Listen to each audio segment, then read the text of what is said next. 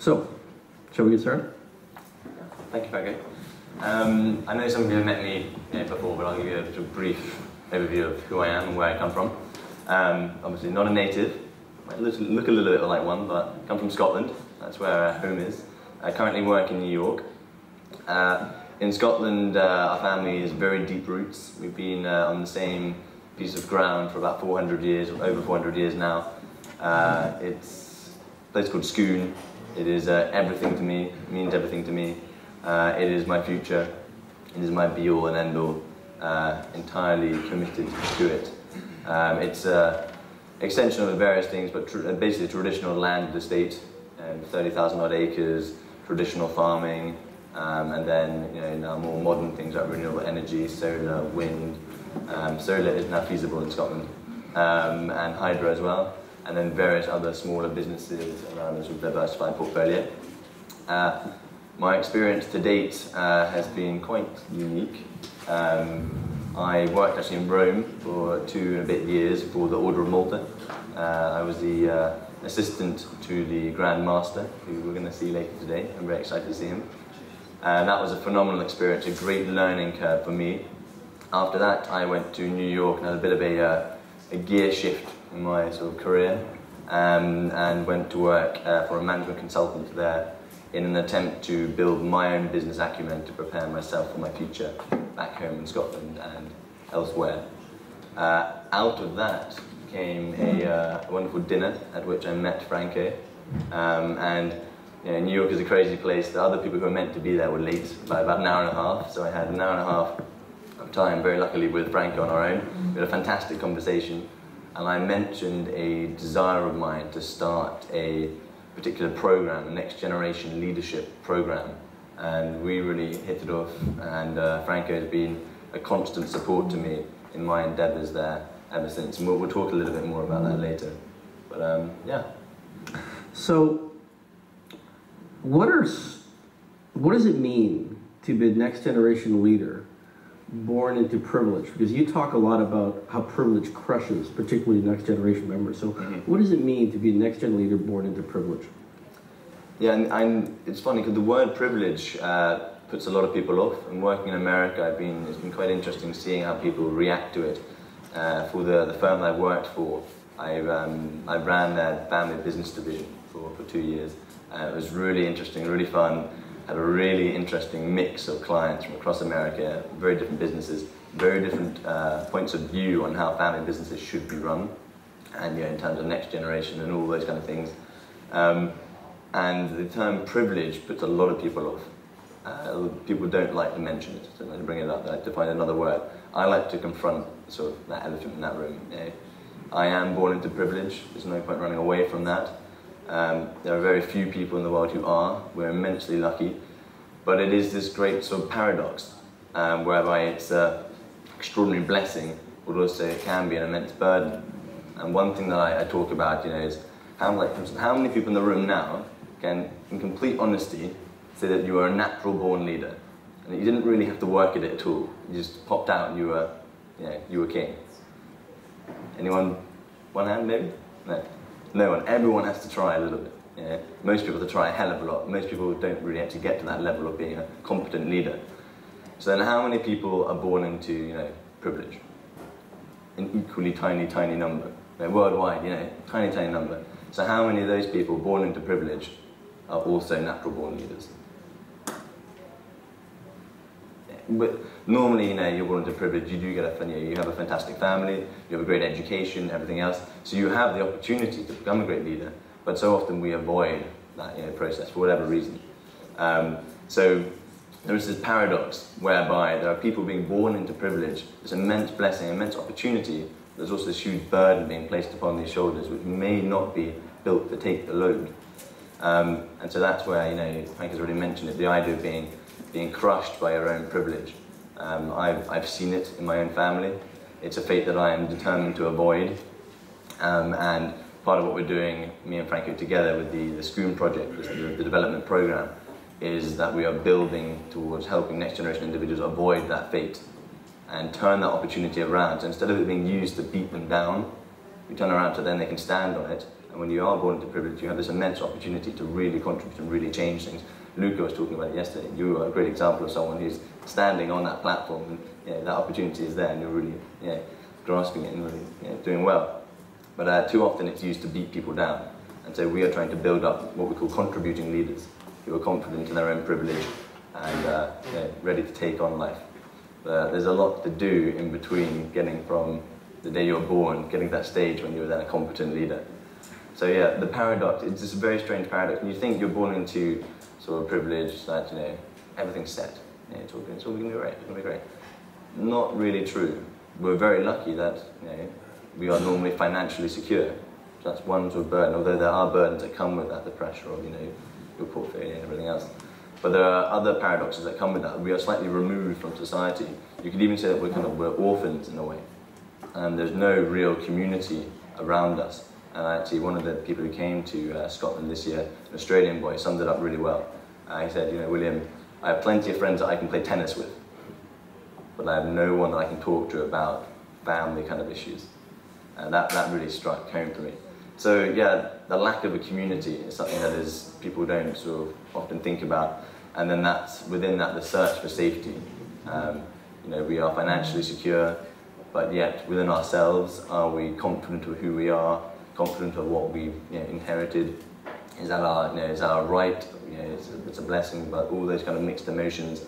And then obviously, with that burden comes great complexity and tension within your family, your nearest and dearest. You hope to have a very easy relationship with them, but you place the portfolio in between the two of you, and that can add to a lot of tension and a lot of fear. And that's something that I'm determined to overcome. When we talk about the paradox of privilege, and I think that a lot of advisors that serve business families, whether in the family office space or wealth managers or legal, accounting, or banking, look at your generation through a lens of, these kids have got it all made. But you don't see past the human being piece. That they have fears and they have insecurities, just like all of us. And I think if we are going to transform our industry, we need to humanize it a little bit more. Those are just my thoughts.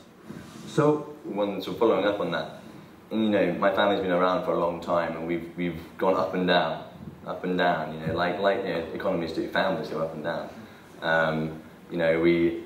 In the 18th century, we backed the wrong side of Britain, the Jacobites. They lived in Rome. The Stuarts. We backed them continually for several generations and got brutally punished, and eventually realised, okay, stop punishing us, and we managed to bounce back from that. And that's something that in a position where I am now, whereas I'm in a rebuild job.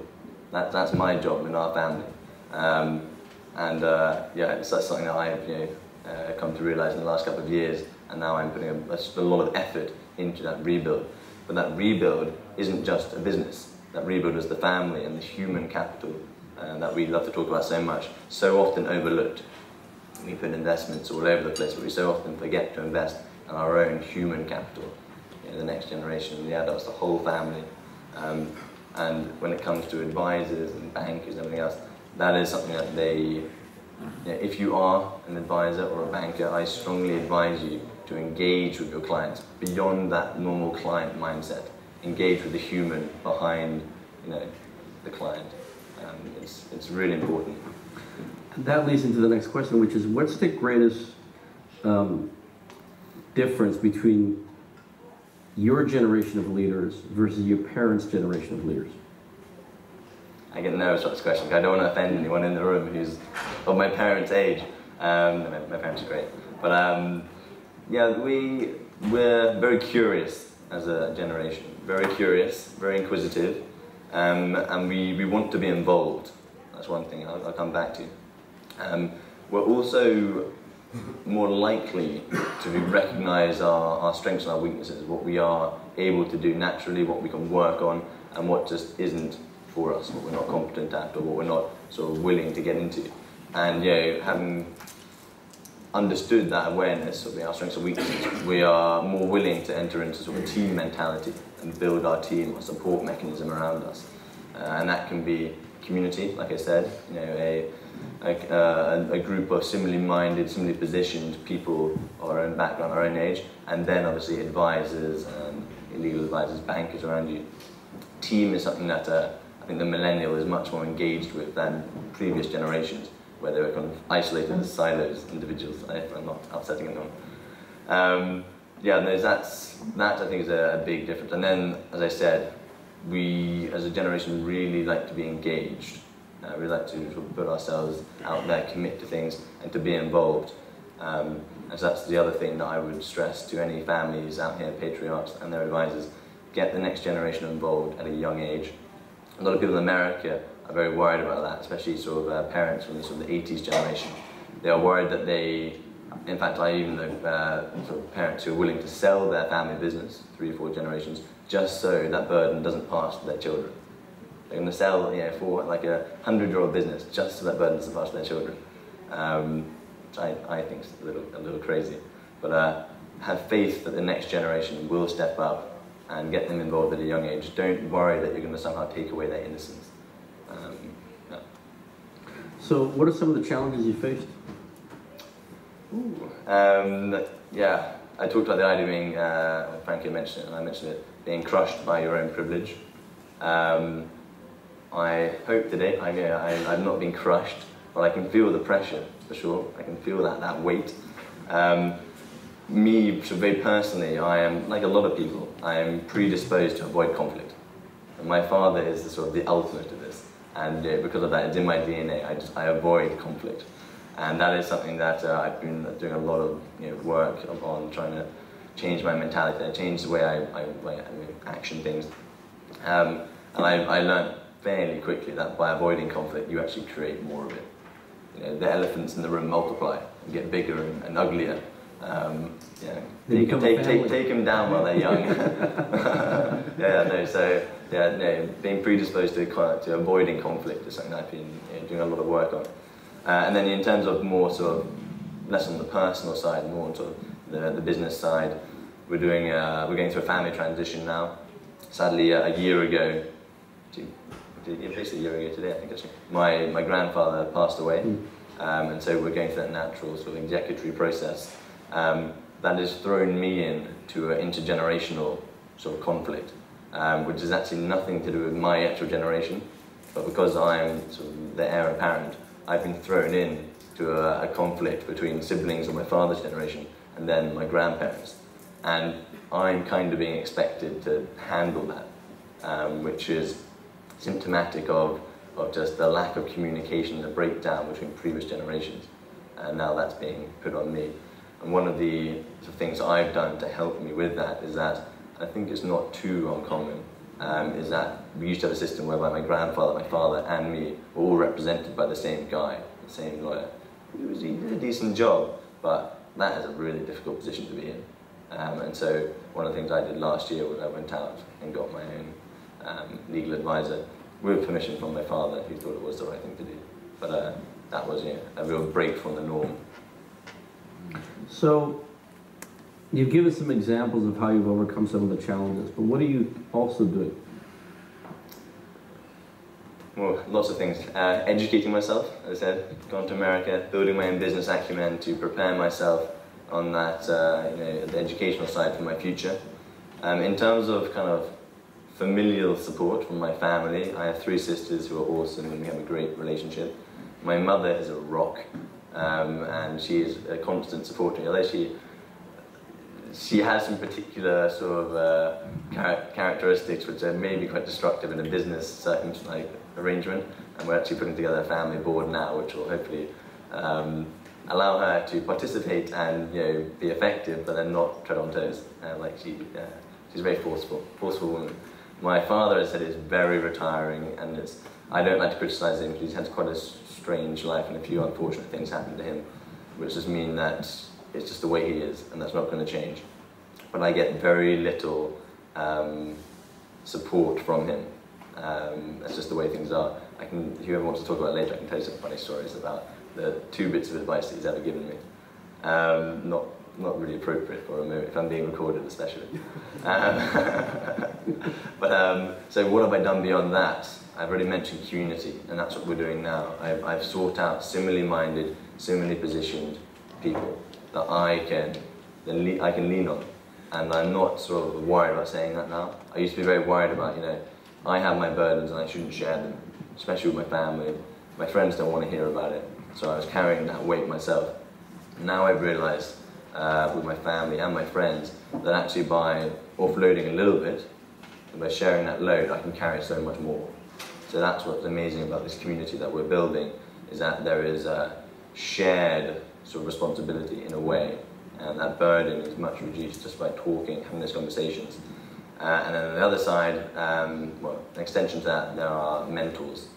The Grand Master of the Order of Malta sounds quite fancy, but he's a mentor of mine, an extraordinary man. Working with him for 2 years was an astonishing experience. I learned so much from him. Going to see him tonight, reconnect, an astonishing mentor. And he taught me one really important thing when it comes to leadership, and a great thing for families to think about in terms of the next generation. It's a British military maxim. If any of you know, the Grand Master used to be in the army, and it's very good for business as well. The maximum of encouragement with the minimum of interference. It's one of the things I like to live by in terms of leadership. Encourage, encourage, encourage, and then just step back. And it's a great thing for the next generation people as well, if you have children who are entering into business. And then there was an astonishing man, the man I worked for in New York, another incredible mentor who very sadly passed away last year. Astonishing individual. And then the likes of Franco. It's so important to have these mentors, people that you can go to. About mentors, and we might talk a little bit later about advisors, and that I think I call them yes men, people who just answer yes. It's something that really upsets me. The next generation in particular does not like yes men. These are advisors, bankers, whatever, who just take instructions and go and do the work, when they really should be serving you more directly by saying, okay, it's an interesting suggestion, but what about this? What about this? Is that really what we should be doing? So often they just say, yeah, okay, sure, and they go away, even if you're actually doing something wrong and it's actually destructive to the family or whatever it is. My mentors, I slightly feel like gap in terms of advisors, yes men, but also keep me accountable to myself and to my future, which is very, very important. When you have all these burdens to carry, to have these people who can bring, Franco, I talk about how the issues are often here. You can't really see them. You'll blink it in life, you can't really see them. My mentors bring the issues out here, so I can really see them, I can really understand them, and then I can tackle them and get them out of the way. So, how old are you? I'm 28 in a month's time. 28. Feeling old. So, it's a bit of a strange question for a 28-year-old, but what's the legacy you want to build, William? Tell us about that. Twofold, although they're sort of symbiotic in ways. My personal legacy, as I said, I want to, rebuild and essentially sort of, just coining a new word, re-family. Having had what is quite a lot of conflict between the older generations, I want to start afresh, rebuild anew, and to pass on. Actually, Nick, you said it in a fantastic way earlier, talking about handing on the sort of family baton in the easiest possible way. That's what I want to do. I want to grease the wheels for the future of our family, so that any transition in the future of family responsibility, whatever it is as smooth as possible. That's my lifetime aim, essentially. And then, more sort of, it's still personal, so on the sort of business side, is building that community of people who are similar to me, who have this astonishing opportunity in life, which so few people have. And the fact that opportunity can be used, so we're talking about the fate of being crushed by your privilege. It's scary how often that happens and how sort of destructive it can be. And if I can do anything to help people avoid that fate and to stand by that opportunity, a la Luca, and then build and contribute in any way, that contribution could come in your family business, developing a new division, whatever it is, in your community, in philanthropy, whatever it is. People in our position have this immense opportunity to really make change. And if I can build a community that empowers the next generation to do that, that would be a great legacy to leave. So you're talking about really building human capital. Why is that so important to you? Human capital is where everything starts. We all know it, but we don't really sort of recognize it, especially for some strange reason in a family business situation. We all know it, and we all do a bit of work on it, but in the family business situation, for some reason, we often overlook it. And if we're lucky, we have familiar relations with our family, father, brother, sister, whatever it is. We very often avoid actually a working relationship of any kind. And that's the kind of the human capital that families need to focus on. Building a relationship whereby you are family, but you're also working together, and that you can differentiate between the two and still be harmonious in what you're doing. The human capital is, there's so many figures that are thrown out there. Was it 4%? It's 4% of businesses, this might be in America or globally, fail to reach the third or fourth generation. Why? In my mind, in 1900, our family had, X, Y, and Z. The First World War happened, Spanish influenza happened, the Second World War happened, then, all the various crashes throughout that century. We're in a position now whereby, given the accessibility of information, the internet, given the plethora of advisors and the expertise, really the only thing that can undermine a family, their business and their wealth is the family itself. Nothing else should really go wrong. You should have that diversified portfolio and everything should be looked after, a little bit up and down, but really the core should be preserved, and if anything, you should be building more. The only thing that can really bring you down is the family itself, the human capital, so invest in it. And Dominic did a phenomenal presentation earlier about behavioral risk. We believe that's the greatest risk any family enterprise faces. And yet, as advisors in an industry, we don't look at it enough. We saw, it's just junior being junior and dad being dad.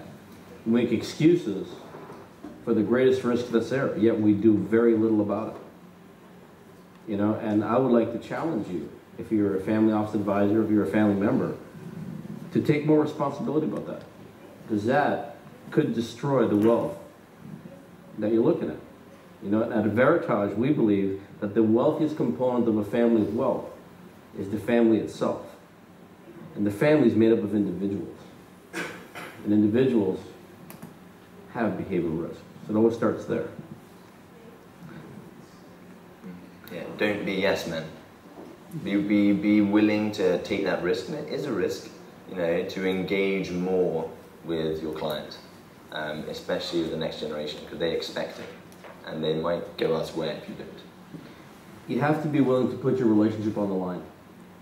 If you're worried about losing the assets, the AUM, or worried about losing the billables, you are not serving your clients. If you really want to serve and be that trusted advisor, which is why you're here, by the way, you got to be willing to put the relationship on the line. Otherwise, don't do it. Because there was a study that just came out that apparently 90% of the next generation leaders will probably fire their financial advisor. That means only one of you in this room out of 9 is going to keep your clients. And they're going to gravitate to the non-yes man or woman. The one that holds them accountable. So, William, is that really what you want to do? Is that really what you stand for? And piss them off, actually. Right? We've had some interesting conversations. Yeah. Right? But that's what they're looking for. They are craving for this. If you want to serve them, it's not about us, it's about them. So what's one piece of advice you can give these fine folks before we talk about Schoon, Willie? When it comes to the next generation in particular, I talk about two things. I talked about the idea earlier of not being afraid to take someone's innocence away from them when they're a child. And you can debate all day how long, at what stage, and in what form you kind of get the next generation involved. I would say really at a very young stage. I was very interested in your family day, that all the families involved, even those who are not actively involved. That's really important, I think. And even, I was as a 5-year-old, 6-year-old boy, I was taken on tours, that's my father's hand, around the farms and that kind of stuff. I got to know who I was from a very young age. it had no effect upon me. You know, I ran off and played football the next second, but I didn't remove my innocence of any kind. But it laid the foundations for a future understanding, a future stability that I think is really important. I talk about two things: the idea of meaningful participation and gradual responsibility. This is all too often avoided by families, and you just suddenly get thrown in the deep end. What you should do is a gradual process of adding responsibility and really meaningful participation. I saw it all too often in America that you know, the patriarch would say, okay, we're going to get the next generation involved, they're going to have a seat on the board, but they don't have any vote, they can't do anything, yeah, they're just going to sit there and rot. You know, 2 meetings a year is not really meaningful. So you know, we discuss various things and we come up with phantom voting systems or whatever it was, just something that's meaningful so they can really feel engaged with what they're doing and begin to build that foundation for when they are in the position where they have to take it on. I just want to add to that, you know, what the next generation is really searching for is that place of feeling safe. Right? And if we define safety, that means I've got confidence in my abilities, I'm comfortable in who I am, both with the good, the bad, and the ugly. And that's the platform on which they really spread their wings and fly. You know, go back to Luca. You know, Luca felt safe in his abilities. That's what gave you the courage to do what you needed to do. Because that wouldn't have been an easy decision, right? It's when you feel safe that you really get to soar. And as advisors, it is our duty to create that safe space for them. That includes challenging them, not being yes men. And you can do one of the models of the three circles. You know, how do you create that safe space? How do you create that leader? You know, there's the individual, the human capital, the one that we all so often overlook. Alongside that, you say the family capital, the family relationship, that harmony that Nick mentioned. And then building upon that, there's the advisors, not the yes men, and then your mentors. Creating that safe space and, you know, with that, the community of other people that you can go to share your load. See, we believe that current governance models that are in place looking after business families aren't really working because the individual work has not been done. The individual governance has not been looked after. You build individual governance by having them feel safe, confident, and comfortable in their abilities, then the governance system works. Because if an individual doesn't feel safe, they're going to exhibit behavioral risk, and that's going to rupture the system. So tell us about Schoon Project. And then we're going to show you a video, by the way. Yeah, the Schoon Project was the leadership program that I was the sort of concept originator of, and I co-founded with Franco. We had our first program in May in Scotland, at my home. And my driving motivation here was, as I said, to avoid the fate myself and for other next generation individuals of being crushed by our own privilege, and building that community, that support mechanism in which could last for decades. Indeed, it could take us to our graves. Of that internal support from similarly minded, similarly positioned people who are all facing up to the same kind of issues in life. And I have to be a little bit careful now. Stefano's in here. Although I think that this has been a fantastic conference, Stefano, so thank you very much for having me. But I've been to too many conferences and I've been bored out of my mind at most. All too often, nothing sinks in that deeply. Here it's been different, don't worry, Stefano. What I wanted to do in creating the Schoon Project was essentially take the same kind of academic level of and take it into a family environment. And an environment which the actual content would be affected by the context of where you actually are. My home in Scotland. In addition to that, and I'm just very fortunate to have it, the history at Schoon there's so much more of it than just my family. We've been there for 400 years, etc., etc. But we're like a postage stamp in comparison to everything else that's been at Schoon. It was the crowning place of Scottish kings. Great names like Macbeth and Robert the Bruce were crowned there. And there's so much heritage, the principles that we're talking about, stewardship and other things, to sink in that much deeper and actually have a profound impact upon our participants. Highly global, highly diversified, next generation 20 to 40-year-olds. We had, I like to claim, all 6 continents in the room, just about accurate. Australians, Canadians, Indonesian, Pakistani, Turkish. That diversity, Colombia. Colombia. That diversity, my sort of millennial generation really buy into, and we can learn so much from it. And there's a great guy, we're going to see him tomorrow in Barcelona, where we're going to a wedding with the girls from... We've been talking about, we can't wait to see JP. JP, an incredibly special individual. He's Pakistani. His view of stewardship and leadership is completely different to mine. But we've come together and learned from each other through that process, and he was one of the individuals who was really flowered after the program. And I'm not going to claim that the Scroon Project is completely life transforming. This is definitely a developmental process, but the Scroon Project, I'm very happy to say, had a profound impact upon everyone there. Some individuals to an extraordinary level. So we're going to show the video and we'll ask questions after. So cue up the Dottore.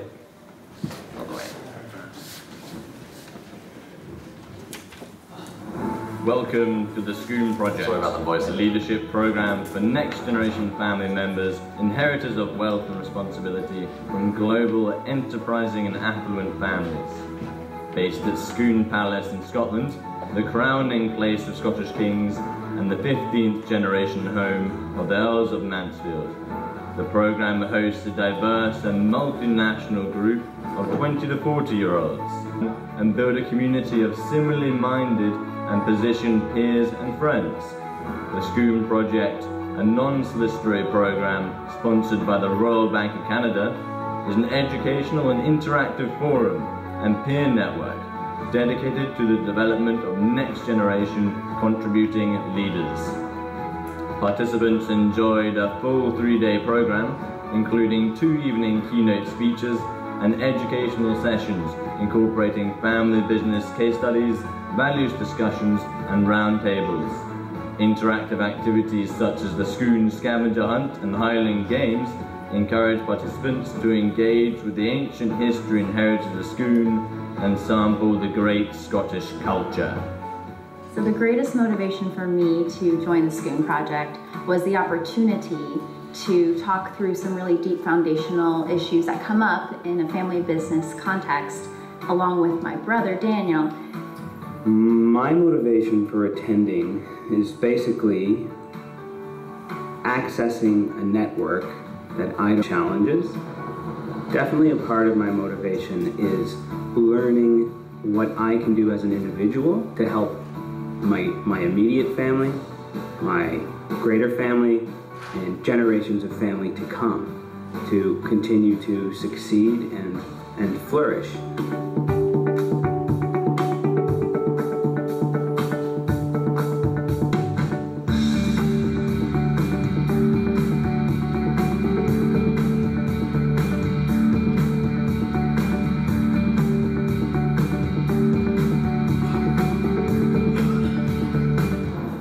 My motivation for attending Scroon Project was to be in a safe environment where I could interact and learn from like-minded peers that are in the same position, that are facing the same realities that I am. I love history.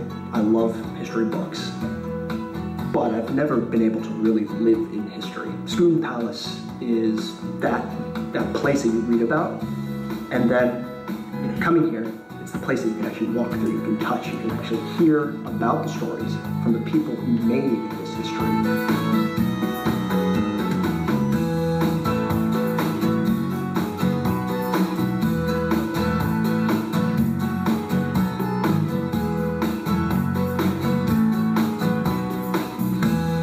The history here, especially at Scroon, Scotland itself, but Scroon is just amazing. I mean, this is where it all began for Scotland. This is where it all started, right here, on this property. And my first key takeaway is that there are other people out there experiencing the same things or very similar things. And that's been incredibly freeing to speak openly to people in similar situations and learn from them.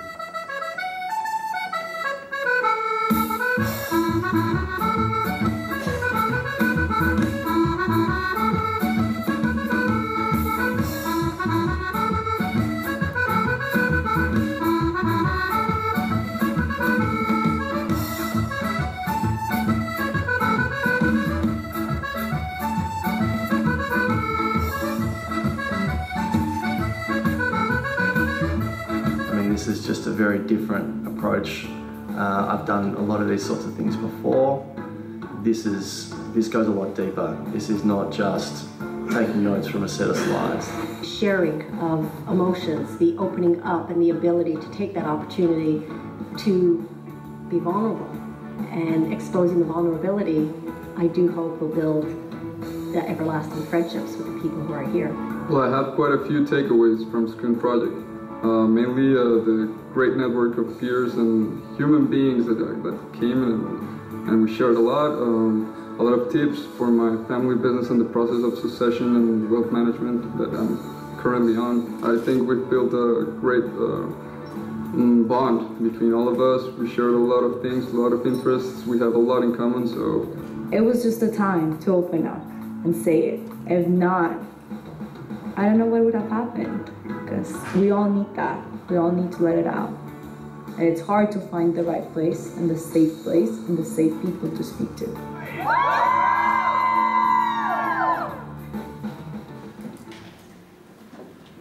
And believe it or not, that was Scotland.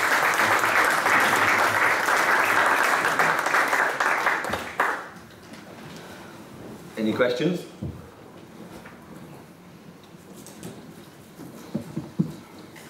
Gentlemen, good afternoon.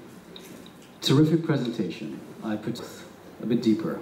I do have two questions. One for William first, and one for you, Franco, after. William, the Skoon Project. Could you share with us, from your learning, two things that changed your perspective after your experience at Skoon? Ooh, it's quite a lot to I could say about that. I would say that nothing was changed directly, but a huge amount was confirmed in a sort of a major way. Essentially my vision, my dream was confirmed to build this community. There was a huge need there. It became so apparent as soon as you put us all in a room, in that sort of different, that safe environment. Just the overwhelming desire to get to know one another, to exchange ideas, to share sort of past experiences, to share that burden of our privilege it was just so evident in what we were doing. And secondly, beyond that, what I'd really say is that in the follow-up, having talked to the people who kind of wanted to go but couldn't go, or that said not this time, and I've shown them the video and spoken to more people, they all want to come. So yeah, again, it's confirmed what we're doing is a great thing, and for me personally, and that I can share basically anything with. And a few of them, there's a Canadian lady up there, we're accountability partners. We regularly talk to each other on the phone and keep each other accountable to whatever it is at that time, which can be really quite intimate stuff. We keep each other going. That support mechanism is alive and kicking. Thank you, William. I appreciate you sharing that. Franco, you counsel families globally. Three key areas of value that clients consistently say they receive from working with your team at Veritage.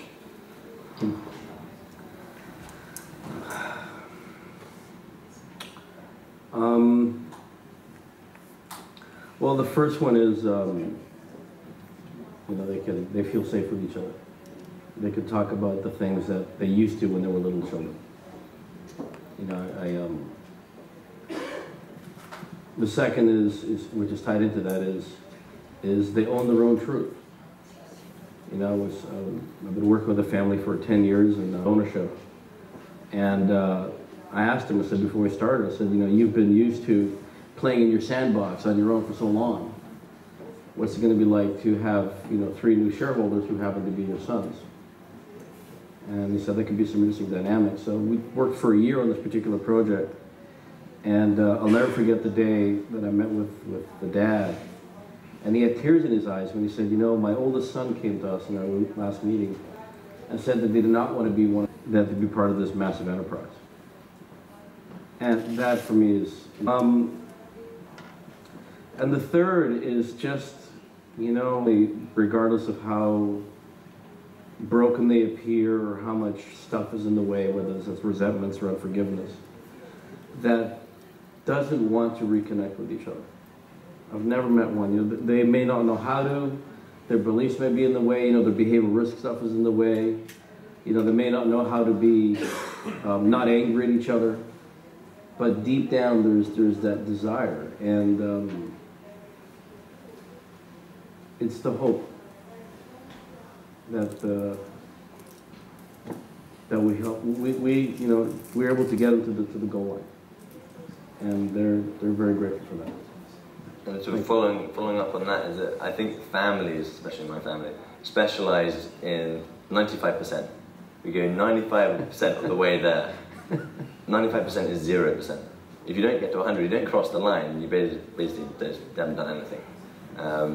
And Veritas, or Franco in particular, has helped me cross that line, 100%, which I'm very grateful for him for.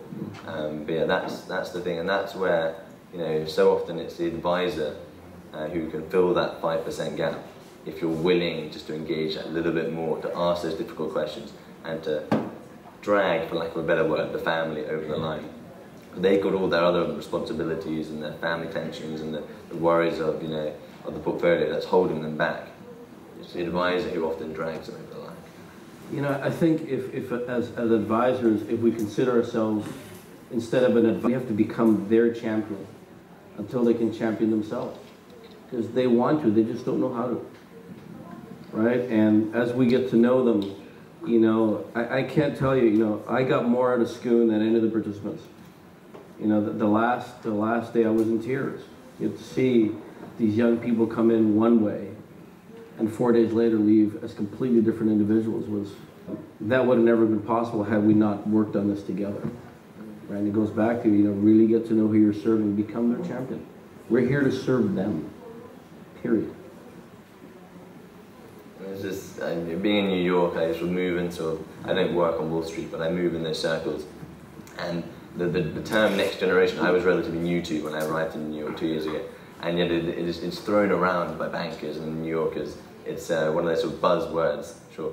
It's one of those buzzwords, the next generation. Everyone's kind of excited by it, but they don't really know what they're doing in that area. And there's desperate attempts to kind of engage with the next generation.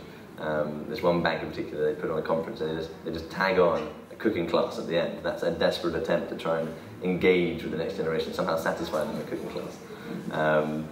Yeah, it's the wave is coming. It's going to hit the beach soon. If you are an advisor or a banker, begin to make that step towards the next generation, because we're not going to step towards you. You often need to make that step. Thank you so much, William. Thank you.